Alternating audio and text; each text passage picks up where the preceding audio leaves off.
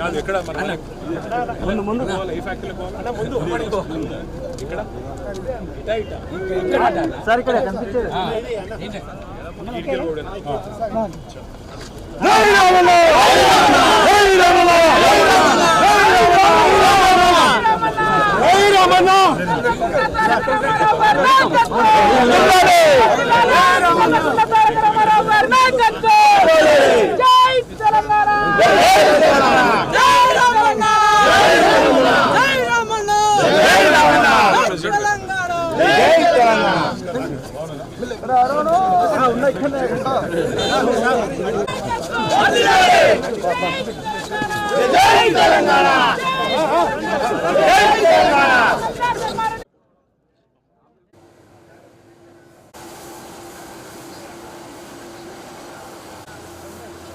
కేసీఆర్ గారి దార్శనికతకు కేసీఆర్ గారి ప్రణాళికబద్ధమైన ఆలోచన విధానానికి ఒక తార్కాణం మన కళ్ళ ముందు ఇక్కడ కనబడుతున్న కాకతీయ మెగా టెక్స్టైల్ పార్క్ యొక్క ప్రస్తుత పరిస్థితి కేసీఆర్ గారి విజన్కు ఒక నిదర్శనంగా చెప్పొచ్చు. ఒకనాడు వరంగల్ జిల్లా అంటేనే, ఓరుగల్లు జిల్లా అంటేనే ఆజంజాహీ మిల్లుకు, అట్లాగే ఇక్కడ పండే బ్రహ్మాండమైన పత్తికి ఒక ఉపాధి కల్పించి ఈ జిల్లానే కాదు చుట్టుపక్కల జిల్లాల్లో ఉండే నేతన్నలకు కూడా ఆలంబనగా నిలిచిన జిల్లా వరంగల్ జిల్లా. అట్లాంటి వరంగల్ ఉమ్మడి ఆంధ్రప్రదేశ్లో ఆనాడు తన పూర్వ వైభవాన్ని కోల్పోయి ఇక్కడ ఉండే నేతన్నలు వలసపోయి సూరత్కి, షోలాపూర్కు, భివాండీకి వలసపోయే పరిస్థితి ఉమ్మడి ఆంధ్రప్రదేశ్లో వచ్చింది. ఆ పరిస్థితి మారడమే కాదు, మొత్తం వరంగల్ కూడా ఒక సూరత్ లాగా, తమిళనాడులోని ఒక తిరుపూర్ లాగా టెక్స్టైల్ హబ్ కావాలి, తిరిగి పూర్వ వైభవం వరంగల్కు రావాలనే ఉద్దేశంతో ఫామ్ టు ఫ్యాషన్, అంటే farm to fabric, farm to fashion అంటే ఇక్కడ నల్లరేగడి నీళ్ళల్లో పండే తెల్ల బంగారం పత్తిని లాభసాటిగా మారిస్తే రైతన్నకు లాభమవుతుంది, ఫామ్లో పనిచేసే రైతుకు లాభమవుతుంది. దాంతోపాటు ఇక్కడ మరి ఉండే మహిళలు ఎవరైతే ఈ ఫ్యాషన్ ఇండస్ట్రీలో, ఫ్యాబ్రిక్ ఇండస్ట్రీలో పనిచేస్తే వారికి కూడా ఉపాధి దొరుకుతుందనే ఉద్దేశంతో భారతదేశంలోనే అతి పెద్ద టెక్స్టైల్ పార్క్ ఏర్పాటు చేసింది ఆనాటి కేసీఆర్ గారి ప్రభుత్వం. సరిగ్గా 8 ఏళ్ల కిందట 2017 అక్టోబర్ 22 నాడు పెద్దలు కేసీఆర్ గారు ఇదే ప్రాంగణంలో ఆనాడు కాకతీయ మెగా టెక్స్టైల్ పార్కుకు శంకుస్థాపన చేయడం జరిగింది. సరే, మధ్యలో కరోనా రావడం వల్ల 2 ఏళ్ళు కొంత ఇబ్బంది అయినా చివరికి ఈరోజు ఇక్కడికి వచ్చి చూస్తే కైటెక్స్ లాంటి పరిశ్రమ, యంగ్ వన్ లాంటి పరిశ్రమ, గణేష లాంటి పరిశ్రమ ఇవాళ దాదాపుగా 25-30 వేల మందికి ఈ కాకతీయ మెగా టెక్స్టైల్ పార్కు నుంచి ప్రత్యక్ష ఉపాధి అవకాశాలు కల్పించే స్థాయికి చేరుకోబోతూ ఉండడం నిజంగా కూడా చాలా సంతోషదాయకం. ఇప్పుడే మేము కిటెక్స్ పరిశ్రమను విజిట్ చేసినాము. అందులో ఉండే అత్యాధునికమైన స్పిన్నింగ్ ఇండస్ట్రీని కానీ, అదేవిధంగా గార్మెంటింగ్ పరిశ్రమను కానీ పరిశీలించడం జరిగింది.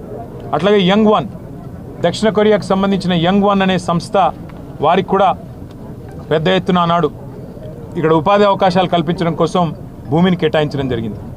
చాలా సంతోషంగా ఉంది. మరి వాళ్ళ ఈ ప్రాంతంలో ఆ రోజు ధర్మారెడ్డి గారు శాసనసభ్యుడిగా వారు కూడా స్థల సేకరణకి ఈ ప్రాంతంలో రైతాంగాన్ని ఒప్పించి మెప్పించి మనం అందరినీ కూడా బతిమలాడి మీకు ఇక్కడ ఉద్యోగాలు వస్తాయి, ప్రాంతంలో బ్రహ్మాండంగా ఉపాధి పెరుగుతుంది, ఈ ప్రాంతం అభివృద్ధి చెందుతుందని చెప్పి వారిని ఒప్పించడం జరిగింది. ఇవాళ కళ సాకారమై బ్రహ్మాండంగా పరిశ్రమ వచ్చి ఆ పరిశ్రమ 10 మందికి ఉపాధి కల్పించే స్థాయికి చేరడం చాలా చాలా సంతోషం. నేను ఒక విషయం గుర్తు చేస్తా ఉన్నా. మనము ఈ కాకతీయ మెగా టెక్స్టైల్ పార్కును పెట్టిన నాడు, ప్రారంభోత్సవం శంకుస్థాపన చేసిన నాడు భారతదేశంలో ఒక పాలసీ కూడా లేదు. మనకు మీరు గమనిస్తే పక్కనే ఉండే శ్రీలంక, ఇటు పక్కనే ఉండే బంగ్లాదేశ్ ఇవాళ వస్త్రాల ఉత్పత్తిలో భారతదేశం కంటే ఎన్నో రెట్లు, భారతదేశం మొత్తం 4% మాత్రమే టెక్స్టైల్ ఉత్పత్తి అవుతుంటే ఇవాళ పక్కనే ఉండే శ్రీలంకలో 8%, అట్లాగే పక్కనే ఉండే బంగ్లాదేశ్లో 7%, చైనాలో 34% ఇవాళ వస్త్రం ఉత్పత్తి అవుతా ఉన్నది. టెక్స్టైల్ ఇండస్ట్రీ అక్కడ అంత బలంగా నిలదొక్కున్నది. ఆ పరిస్థితి మారాలి, మన తెలంగాణ టెక్స్టైల్కి ఒక హబ్గా తయారు కావాలి అనే ఒక విజన్తో కేసీఆర్ గారి నాయకత్వంలో కాకతీయ మెగా టెక్స్టైల్ పార్కును ఇక్కడ వరంగల్లో ఏర్పాటు చేయడం జరిగింది.